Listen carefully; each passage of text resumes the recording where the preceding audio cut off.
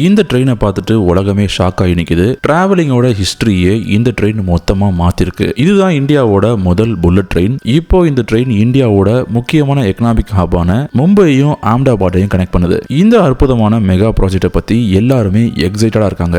அதனால இந்த விஷயத்த நம்ம சேனல்ல நம்ம கையில் எடுத்து இதை பத்தின லேட்டஸ்டான அப்டேட்ஸ் கொடுக்கறதுக்காக தான் இந்த வீடியோ. இப்போ கரண்டா இந்த ப்ராஜெக்டை பத்தின என்ன டெவலப்மெண்ட் இருக்கு அண்ட் எப்படி இந்த மெகா ப்ராஜெக்ட் ஒரு கேம் சேஞ்சரா இருக்க போகுது அப்படிங்கறத வீடியோவோட எண்ட்ல உங்களுக்கு புரியும். எதுக்காக எல்லாருமே இந்த ப்ராஜெக்ட்டை பத்தி எக்ஸைட்டடா இருக்காங்க. ஏன்னா கண்டிப்பா இந்த ட்ரெயின் வந்ததுக்கு அப்புறம் நாம இப்போ பண்ற டிராவலிங் எல்லாத்தையுமே மறந்தே போயிருவோம். மும்பை அஹமதாபாத் புல்லட் ட்ரெயின் ஜப்பானோட ஷின்கான்சன் டெக்னாலஜியை தான் பேஸ் பண்ணி டிசைன் பண்ணிருக்காங்க. இதனால இந்த ரெண்டு சிட்டிக்கும் நடுவில் இருக்கக்கூடிய டிராவல் டைம் பாதிக்கு பாதி கம்மியாயிரும். 3ல 1 பங்கு ஆயிரும். இப்போ மும்பைக்கும் அஹமதாபாத்துக்கும் போயிட்டு வரதுக்கு 8 மணி நேரம் ஆகுது அப்படின்னா இந்த புல்லட் ட்ரெயின்ல நீங்க போயிட்டு வரதுக்கு உங்களுக்கு வெறும் 2ல இருந்து 3 மணி நேரம் தான் ஆகும். இதுக்கு காரணம் என்ன அப்படின்னா இந்த ட்ரெயினோட ஹையஸ்ட் ஸ்பீட் எவ்வளவு அப்படின்னா கிட்டத்தட்ட 320 km/h. சோ இப்போ இருக்கிற இந்தியன் ரயில்வே சிஸ்டம்க்கும் இதுக்கும் சம்பந்தமே இல்ல அப்படின்னு தான் சொல்லணும். கொஞ்சம் இதை நீங்களே கற்பனை பண்ணி பாருங்க எதுக்காக இந்த ப்ராஜெக்ட் இவ்வளவு எக்ஸைட்டடா பேசப்படுது. ஏன்னா இந்த புல்லட் ட்ரெயின்ல சஸ்டைனபிலிட்டி அண்ட் ஈகோ ஃப்ரெண்ட்லி டெக்னாலஜிஸ்க்கு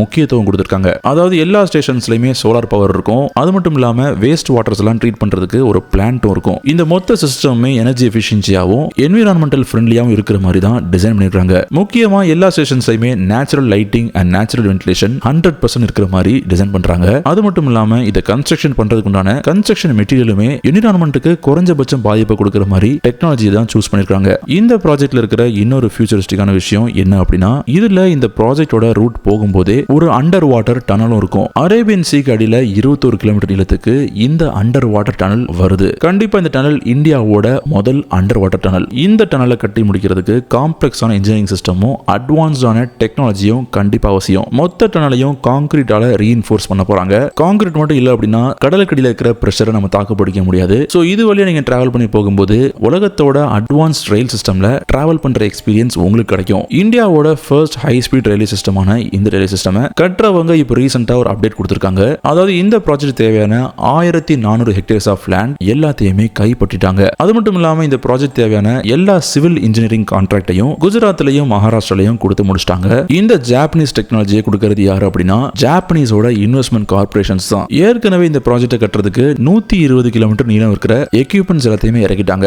இந்த ப்ராஜெக்டோட ஃபர்ஸ்ட் ஃபேஸை சூரத்ல ஸ்டார்ட் பண்ணிட்டாங்க. அதாவது இது மும்பைக்கும் அஹமதாபாத்துக்கும் நடுவில் அமைஞ்சிருக்கு. முக்கியமான விஷயம் என்ன அப்படின்னா இந்த ரூட்டோட ஒரு பகுதி மவுண்டன் டனல்லையும் அமைஞ்சிருக்கு. அந்த மவுண்டன் டனலோட லென்த் 350 மீட்டர்ஸ். குஜராத்ல இருக்கிற ஜுரி அப்படிங்கிற வில்லேஜ்ல 10 மாசத்துல இதோட இனிஷியல் ஃபேஸை முடிச்சிட்டாங்க. அது மட்டும் இல்லாம இந்த ப்ராஜெக்ட் தேவையான முதல் 70 மீட்டர் ஸ்டீல் பிரிட்ஜையுமே சூரத்ல கட்டி முடிச்சிட்டாங்க. சோ இன்னைக்கு டேட்டுக்கு இந்த ப்ராஜெக்ட்ல 14 பிரிட்ஜ் ஒர்க்கை ஏற்கனவே ஆரம்பிச்சிட்டாங்க. இன்னொரு 12 பிரிட்ஜ் இனிதான் வரப்போகுது. இந்த ப்ராஜெக்டோட இன்னொரு இனிஷியேஷன் என்ன அப்படின்னா கடலுக்கடியில கட்ட வேண்டிய அண்டர் வாட்டர் சீ டனலையுமே பார்ட் ஆஃப் த ஒர்க் ஆரம்பிச்சு ஃபேஸ் 1 போயிட்டு இருக்கு. 21 கிலோமீட்டர் நீளம் இருக்கிற இந்த டனல் பந்த்ரா காம்ப்ளெக்ஸையும் மகாராஷ்டிரால இருக்கிற ஷராப்டியும் கனெக்ட் பண்ற மாதிரி கட்டுறாங்க.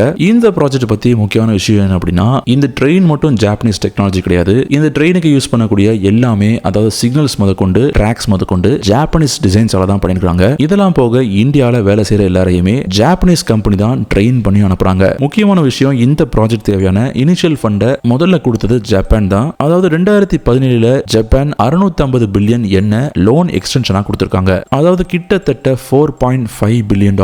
மக்களும் குட்ஸும் வேகமா போயிட்டு வரதுக்கு இந்தியாவோட முக்கியமான சிட்டிஸ்ல இந்த மாதிரி ஒரு டெக்னாலஜி கொண்டு வருது அப்படிங்கிறது இந்தியா எந்த அளவுக்கு ஒரு வளர்ந்த நாடா மாறிட்டு இருக்கு அப்படிங்கிறதுக்கு உண்டான ஒரு பெஸ்ட் எக்ஸாம்பிள். ஆனா இந்த ப்ராஜெக்ட்டை கட்டுறது அப்படிங்கிறது உண்மையிலேயே காம்ப்ளெக்ஸான விஷயம் தான். ஏன்னா இந்த ப்ராஜெக்டோட ஒரு பகுதி டென்ஸா பாப்புலேஷன் இருக்கக்கூடிய ஒரு சிட்டில அமைஞ்சிருக்கு. ஏன்னா அங்க இன்னைக்கு 20 மில்லியன் மக்கள் வாழ்ந்துட்டு இருக்காங்க. இதெல்லாம் போக இந்த ப்ராஜெக்டோட 92% ஆஃப் ட்ராக் எல்லாமே பூமியில இருக்காது. அந்த இடத்துல எலிவேட்டடா பாலத்துல தான் அமைஞ்சிருக்கும். இதனால இந்த ப்ராஜெக்ட்டை எப்படி கொண்டு போறாங்க அப்படின்னா பூமியிலையும் சரி நிலப்பகுதியிலையும் சரி அப்படி இல்லைன்னா அக்ரிகல்ச்சர் ஃபார்ம் லேண்ட்லையும் சரி பெரிய அளவுல இம்பாக்ட் இருக்கக்கூடாது அப்படிங்கிறதுனால மொத்த ப்ராஜெக்டையுமே பிரிட்ஜ்ல கட்டி கொண்டு போயிட்டு இருக்காங்க. சோ அதனால லேண்ட் அக்விசிஷன் அப்படிங்கிறது இந்த ப்ராஜெக்ட்டுக்கு கம்மியா தான் இருக்கும். இதெல்லாம் பண்ணா மட்டும் எந்த ஒரு ப்ராஜெக்ட்டுக்கும் டிஃபிகல்ட்டிஸ் இல்லாம போயிடாது. ஏன்னா இதெல்லாம் போக முக்கியமான ஒரு டிஃபிகல்ட்டி இந்த ப்ராஜெக்ட்ல என்ன அப்படின்னா தானே லேக் தான். மும்பைல இந்த ஏரியால தான் இந்த ப்ராஜெக்ட் ரன் ஆகிற இடத்துல அதிகப்படியான வாட்டர் பாடியா இருக்கு. சோ இதை சால்வ் பண்றதுக்காக தான் இந்தியால முதல் அண்டர் வாட்டர் சீ டனலை கட்டுறதுக்கு முடிவெடுத்தாங்க.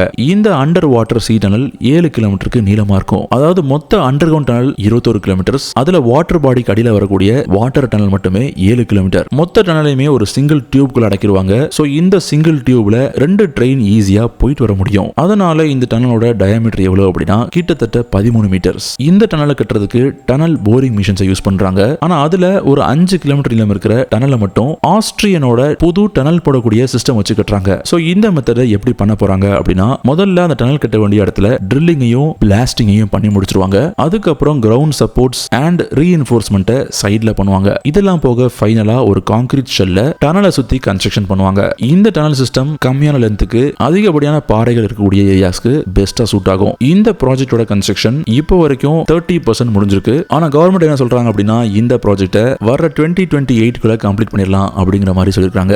ஏன்னா இந்த ப்ராஜெக்ட்டை முதல்ல ஏற்கனவே 2022 முடிச்சிடலாம் அப்படின்னு சொல்லியிருந்தாங்க. சாதாரண ப்ராஜெக்ட் பயங்கரமா டிலே ஆகும். இந்த மாதிரி ஒரு மெகா ப்ராஜெக்ட் டிலே ஆகிறத பத்தி அந்த அளவுக்கு ஆச்சரியம் இல்ல. கவர்மெண்ட் 2022 தான் இந்த ப்ராஜெக்ட் தேவையான எல்லா லேண்டையுமே குஜராத்ல அக்விசிஷன் பண்ணி முடிச்சாங்க. அன்னைக்கு டேட்டுக்கு மகாராஷ்டிராலையுமே வெறும் 75% லேண்ட் மட்டும் தான் அக்விசிஷன் முடிஞ்சிருந்தது. ஏன்னா அன்னைக்கு இந்த ப்ராஜெக்ட் தேவையான லேண்ட் அக்விசிஷன் பண்றதுல லீகல் இஷ்யூஸ் நிறையவே இருந்துச்சு. இப்போ இந்த லேண்ட் அக்விசிஷன் எல்லாமே 100% முடிஞ்சிருச்சு. என்னதான் இந்த ப்ராஜெக்ட் கட்டுறதுக்கு டிலே ஆகி இவ்வளவு வருஷம் ஆனாலும் இந்த ப்ராஜெக்ட்ல அடுத்த ஒரு முக்கியமான பேட் நியூஸ் என்ன அப்படின்னா மகாராஷ்டிரால கவர்மெண்ட் சேஞ்ச் ஆனதுதான். ஏன்னா புது கவர்மெண்ட் என்ன சொன்னாங்க அப்படின்னா இந்த புல்லட் ட்ரெயின் கட்டுறதுக்கு மணி இல்லைன்னு சொல்லியிருந்தாங்க. என்னதான் பிரச்சனைகள் வந்தாலும் இந்தியன் ரயில்வேஸ் இந்த ப்ராஜெக்ட் குறித்து கண்ணு கருத்தமா தான் இருக்காங்க. ஏன்னா அவங்க கான்பிடென்ட்டா என்ன சொல்றாங்க அப்படின்னா ஜூன் இல்லனா ஜூலை 2026 குஜராத்ல இந்த ப்ராஜெக்ட் சக்சஸ்ஃபுல்லா ரன் ஆகும் அப்படிங்கிற மாதிரி அபிஷியலாவே அனௌன்ஸ் பண்ணிருக்காங்க. ஃபியூச்சரிஸ்டிக் டெக்னாலஜி அண்ட் ஸ்லீக்கான டிசைனை வச்சு மட்டுமே இந்த ப்ராஜெக்டோட எக்ஸைட்மெண்ட் பீக்ல இருக்கு அப்படின்னு சொல்லிட முடியாது. ஏன்னா இன்னைக்கு இந்தியா இன்ஃப்ராஸ்ட்ரக்சர்லயும் இன்னோவேஷன்லயும் ஒரு குளோபல் லீடரா மாறுறதுக்கு இது ஒரு ஸ்டார்டிங் பாயிண்ட் அப்படின்னு சொல்லலாம். வருஷ கணக்குல மக்கள் மைண்ட்ல எப்படி ரிஜிஸ்டர் ஆயிருச்சு அப்படின்னா இந்தியா அப்படின்னாலே ட்ரெயின்ல கூட்டமா ஏறி போவாங்க. ரோட்ஸ்ல அண்ட் எல்லா பப்ளிக் பிளேசஸ்லயுமே டென்ஸான பாப்புலேஷன் இருக்கும் அப்படிங்கிற மாதிரி தான் நமக்கு ஃபீல் ஆகும். ஸோ இந்த high speed train mega project இந்தியாவில் ஒரு வேர்ல்டு கிளாஸ் டிரான்ஸ்போர்ட்டேஷன் சிஸ்டம் கண்டிப்பா கொடுக்கும். ஸோ இந்த புல்லட் ட்ரெயினை ஃபியூச்சர்ல இந்தியாவோட எல்லா சிட்டிஸையும் கனெக்ட் பண்ணிட்டாங்க அப்படின்னா கண்டிப்பா இந்தியா தான் ஃபியூச்சர்ல the leader of sustainable hi tech transportation சிஸ்டம்ல டாப்பா இருக்கும். ஸோ இந்த புல்லட் ட்ரெயினை பத்தி உங்களோட தாட்ஸ் என்ன அண்ட் நீங்க இந்த ட்ரெயின்ல ஒன் டைம் போலாம்னு நினைக்கிறீங்களா? உங்க கருத்துக்களை கமெண்ட்ஸ் சொல்லுங்க. வீடியோ பிடிச்சிருந்தா லைக் பண்ணுங்க அண்ட் இதே மாதிரி இன்னொரு வீடியோல நான் உங்களை மீட் பண்றேன். Until then, bye.